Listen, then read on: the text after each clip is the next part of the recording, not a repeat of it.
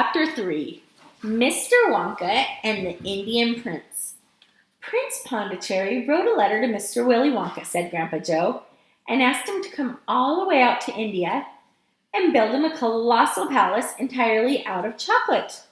Did Mr. Wonka do it, Grandpa? He did indeed, and what a palace it was.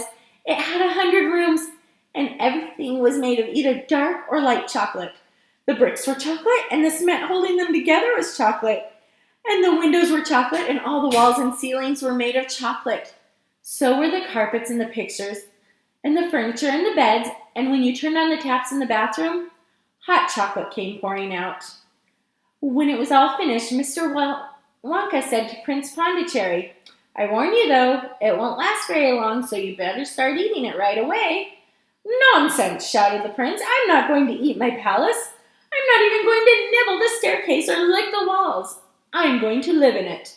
But Mr. Wonka was right, of course, because soon after this there came a very hot day with a boiling sun, and the whole palace began to melt. And then it sank slowly to the ground, and the crazy prince, who was dozing in the living room at the time, woke up to find himself swimming around in a huge, brown, sticky lake of chocolate. Little Charlie sat very still on the edge of his bed, staring at his grandfather. Charlie's face was bright, and his eyes were stretched so wide you could see the whites all around. "Is this really true?" he asked. "Or are you pulling my leg?" "It's true!" cried all four old people at once. "Of course it's true. Ask anyone you'd like."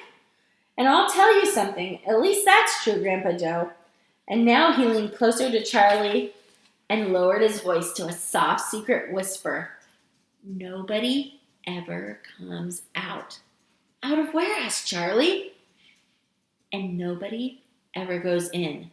"In where?" cried Charlie. "Wonka's factory, of course."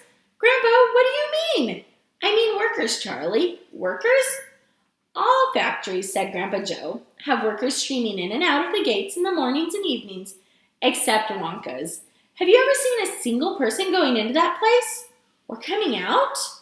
Little Charlie looked slowly around at each of the four old faces, one after the other. They all looked back at him. They were friendly, smiling faces, but they were also quite serious. There was no sign of joking or leg-pulling on any of them. "Well, have you?" I really don't know, Grandpa," Charlie stammered. "Whenever I walk past the factory, the gates seem to be closed." "Exactly," said Grandpa Joe. "But there must be people working there." "Not people, Charlie. Not ordinary people, anyway." "Then who?" cried Charlie. "Aha! That is, you see, another of Mr. Wonka's cleverness." "Charlie, dear," Mrs. Bucket called out from where she was standing by the door. "It's time for bed. That's enough for tonight."